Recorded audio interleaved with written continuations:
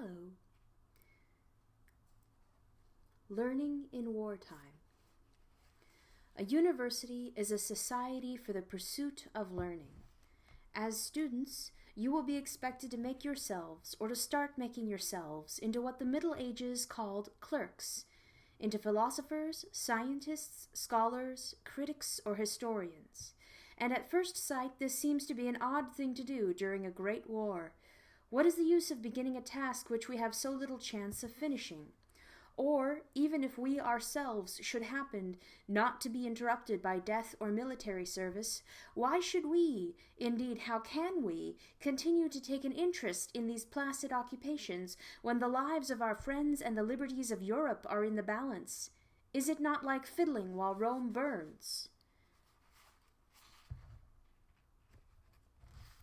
Now, it seems to me that we shall not be able to answer these questions until we have put them by the side of certain other questions which every Christian ought to have asked himself in peacetime. I spoke just now of fiddling while Rome burns, but to a Christian the true tragedy of Nero must be not that he fiddled while the city was on fire, but that he fiddled on the brink of hell.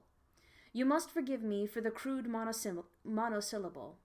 I know that many wiser and better Christians than I in these days do not like to mention heaven and hell even in a pulpit. I know, too, that nearly all the references to this subject in the New Testament come from a single source. But then that source is our Lord himself. People will tell you it is St. Paul, but that is untrue. These overwhelming doctrines are dominical. They are not really removable from the teaching of Christ or of his church. If we do not believe them, our presence in this church is great tomfoolery. If we do, we must sometime overcome our spiritual prudery and mention them.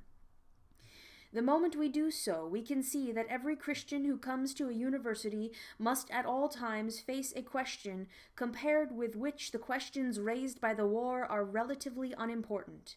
He must ask himself how it is right, or even psychologically possible, for creatures who are every moment advancing either to heaven or to hell to spend any fraction of the little time allowed them in this world on such comparative trivialities as literature or art, mathematics or biology. If human culture can stand up to that, it can stand up to anything.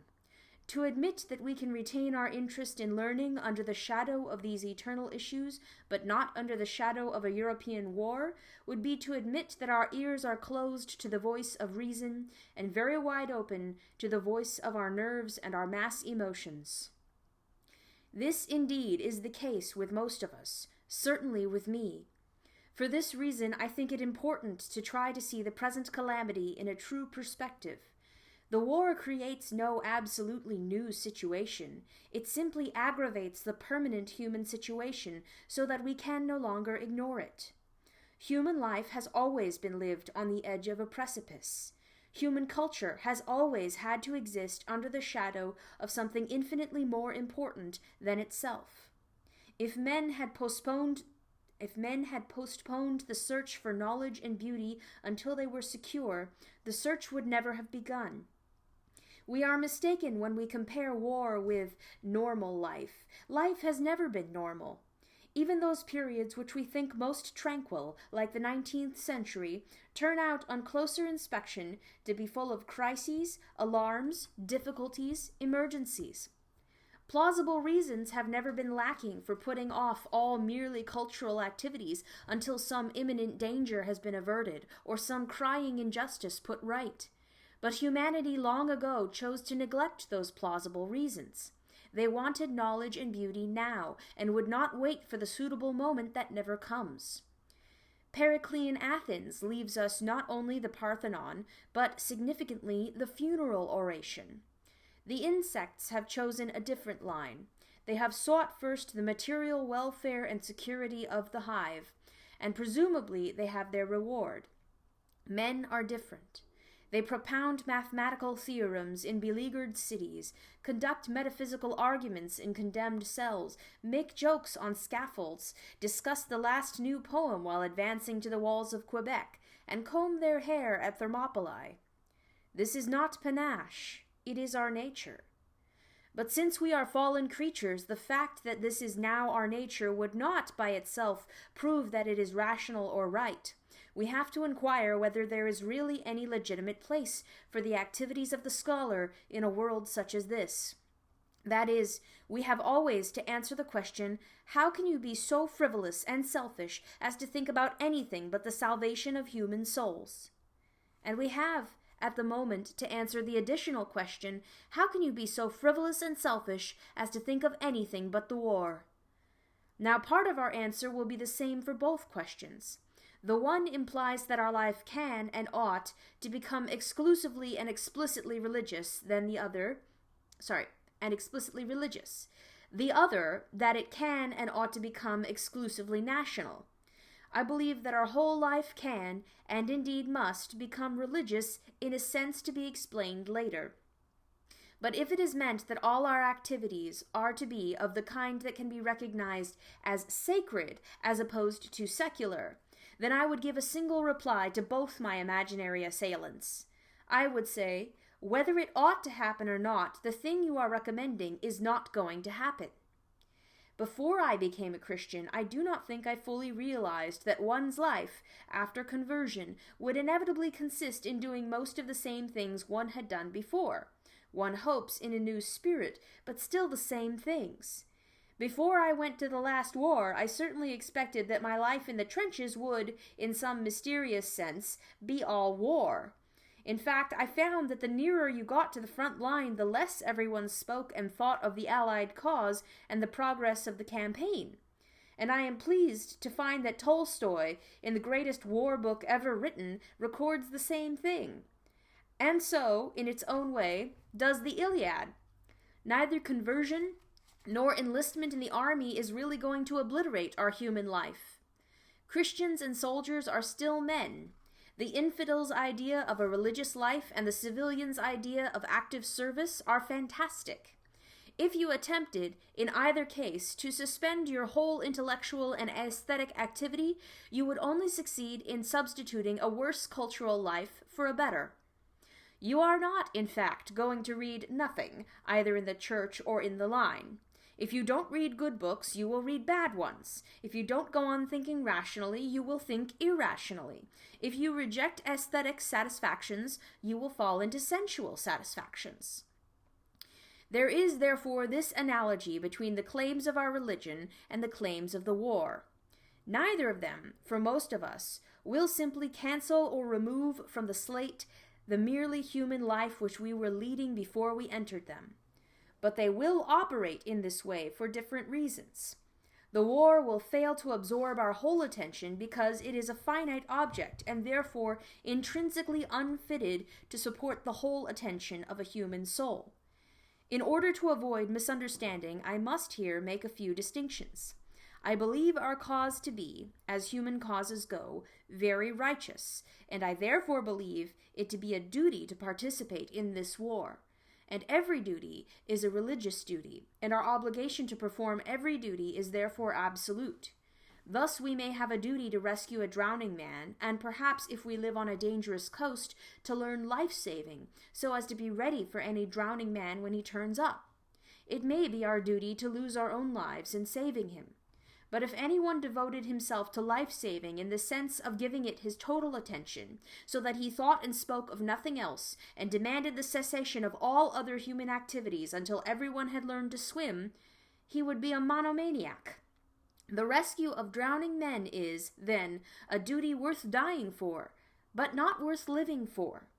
It seems to me that all political duties, among which I include military duties, are of this kind. A man may have to die for our country, but no man must, in any exclusive sense, live for his country. He who surrenders himself without reservation to the temporal claims of a nation, or a party, or a class, is rendering to Caesar that which, of all things, most emphatically belongs to God, himself. It is for a very different reason that religion cannot occupy the whole life in the sense of excluding all our natural activities. For, of course, in some sense, it must occupy the whole of life. There is no question of a compromise between the claims of God and the claims of culture, or politics, or anything else. God's claim is infinite and inexorable. You can refuse it, or you can begin to try to grant it. There is no middle way. Yet in spite of this, it is clear that Christianity does not exclude any of the ordinary human activities. St. Paul tells people to get on with their jobs. He even assumes that Christians may go to dinner parties, and, what is more, dinner parties given by pagans. Our Lord attends a wedding and provides miraculous wine. Under the aegis of his church, and in the most Christian ages, learning and the arts flourish. The solution to this paradox is, of course, well known to you. Whether ye eat or drink or whatsoever ye do, do all to the glory of God. All our merely natural activities will be accepted if they are offered to God, even the humblest, and all of them, even the noblest, will be sinful if they are not. Christianity does not simply replace our natural life and substitute a new one. It is rather a new organization which exploits to its own supernatural ends these natural materials. No doubt, in a given situation, it demands the surrender of some, or of all, our merely human pursuits. It is better to be saved with one eye than having two to be cast into Gehenna. But it does this in a sense per accidens, because in those special circumstances it has ceased to be possible to practice this or that activity to the glory of God. There is no essential quarrel between the spiritual life and the human activities as such. Thus, the omnipresence of obedience to God in a Christian's life is, in a way, analogous to the omnipresence of God in space. God does not fill space as a body fills it, in the sense that parts of him are in different parts of space, excluding other objects from them. Yet he is everywhere, totally present at every point of space, according to good theologians. We are now in a position to answer the view that human culture is an inexcusable frivolity on the part of creatures loaded with such awful responsibilities as we. I reject at once an idea which lingers in the mind of some modern people that cultural activities are in their own right spiritual and meritorious, as though scholars and poets were intrinsically more pleasing to God than scavengers and bootblacks.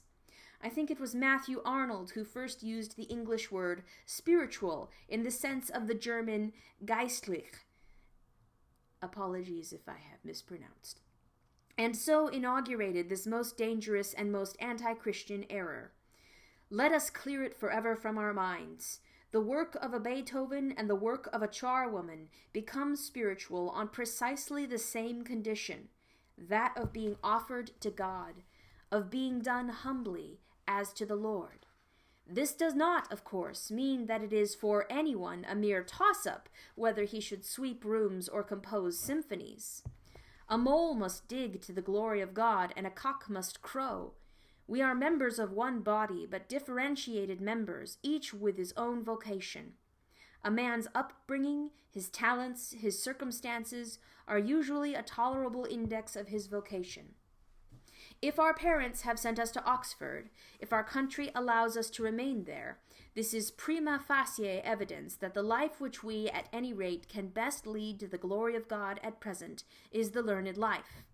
By leading that life to the glory of God, I do not, of course, mean any attempt to make our intellectual inquiries work out to edifying conclusions.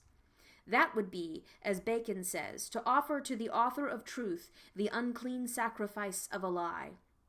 I mean the pursuit of knowledge and beauty in a sense for their own sake, but in a sense which does not exclude their being for God's sake. An appetite for these things exists in the human mind, and God makes no appetite in vain. We can therefore pursue knowledge as such, and beauty as such, in the sure confidence that by so doing we are either advancing to the vision of God ourselves, or indirectly helping others to do so. Humility, no less than the appetite, encourages us to concentrate simply on the knowledge or the beauty, not too much concerning ourselves with their ultimate relevance to the vision of God. That relevance may not be intended for us, but for our betters, for men who come after, and find the spiritual significance of what we dug out in blind and humble obedience to our vocation. This is the teleological argument that the existence of the impulse and the faculty prove that they must have a proper function in God's scheme. The argument by which Thomas Aquinas proves that sexuality would have existed even without the fall. The soundness of the argument as regards culture is proved by experience. The intellectual life is not the only road to God, nor the safest, but we find it to be a road, and it may be the appointed road for us. Of course, it will be so only so long as we keep the impulse pure and disinterested. That is the great difficulty. As the author of the Theological Germanica says, we may come to love knowledge, our knowing, more than the thing known, to delight not in the exercise of our talents, but in the fact that they are ours, or even in the reputation they bring us. Every success in the scholar's life increases this danger. If it becomes irresistible, he must give up his scholarly work. The time for plucking out the right eye has arrived. That is the essential nature of the learned life, as I see it, but it has indirect values which are especially important today. If all the world were Christian, it might not matter if all the world were uneducated. But as it is, a cultural life will exist outside the church, whether it exists inside or not. To be ignorant and simple now, not to be able to meet the enemies on their own ground, would be to throw down our weapons and to betray our uneducated brethren, who have, under God, no defense but us against the intellectual attacks of the heathen. Good philosophy must exist, if for no other reason, because bad philosophy needs to be answered. The cool intellect must work not only against cool intellect on the other side, but against the muddy heathen mysticisms which deny intellect altogether. Most of all, perhaps, we need intimate knowledge of the past. Not that the past has any magic about it, but because we cannot study the future, and yet need something to set against the present, to remind us that the basic assumptions have been quite different in different periods, and that much which seems certain to the uneducated is merely temporary fashion. A man who has lived in many places is not likely to be deceived by the local errors of his native village. The scholar has lived in many times, and is therefore, in some degree, immune from the great cataract of nonsense that pours from the press and the microphone of his own age. The learned life, then, is, for some, a duty. At the moment it looks as if it were your duty. I am well aware that there may seem to be an almost comic discrepancy between the high issues we have been considering and the immediate task you may be set down to, such as Anglo-Saxon sound laws or chemical formulae. But there is a similar shock awaiting us in every vocation. A young priest finds himself involved in choir treats, and a young subaltern in accounting for pots of jam. It is well that it should be so. It weeds out the vain, windy people and keeps in those who are both humble and tough. On that kind of difficulty we need waste no sympathy, but the peculiar difficulty imposed on you by the war is another matter, and of it I would again repeat what I have been saying in one form or another ever since I started. Do not let your nerves and emotions lead you into thinking your predicament more abnormal than it really is. Perhaps it may be useful to mention the 3 mental exercises which may serve as defenses against the 3 enemies which war raises up against the scholar. The first enemy is excitement, the tendency to think and feel about the war when we had intended to think about our work.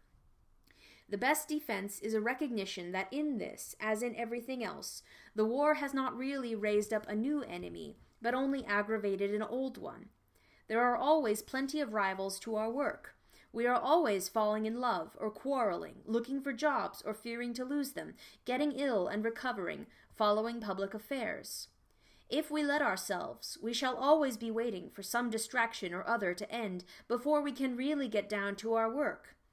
The only people who achieve much are those who want knowledge so badly that they seek it while the conditions are still unfavorable. Favorable conditions never come. There are, of course, moments when the pressure of the excitement is so great that only superhuman self-control could resist it. They come both in war and peace. We must do the best we can. The second enemy is frustration, the feeling that we shall not have time to finish. If I say to you that no one has time to finish, that the longest human life leaves a man in any branch of learning a beginner, I shall seem to you to be saying something quite academic and theoretical. You would be surprised if you knew how soon one begins to feel the shortness of the tether, of how many things, even in middle life, we have to say, no time for that, too late now, and not for me. But nature herself forbids you to share that experience. A more Christian attitude, which can be attained at any age, is that of leaving futurity in God's hands. We may as well, for God will certainly retain it, whether we leave it to him or not. Never, in peace or war, commit your virtue or your happiness to the future. Happy work is best done by the man who takes his long-term plans somewhat lightly and works from moment to moment as to the Lord. It is only our daily bread that we are encouraged to ask for. The present is the only time in which any duty can be done or any grace received. The third enemy is fear. War threatens us with death and pain. No man, and especially no Christian who remembers Gethsemane, need try to attain a stoic indifference about these things, but we can guard against the illusions of the imagination. We think of the streets of Warsaw and contrast the deaths there, suffered with an abstraction called life. But there is no question of death or life for any of us, only a question of this death or that, of a machine gun bullet now or a cancer 40 years later. What does war do to death? It certainly does not make it more frequent.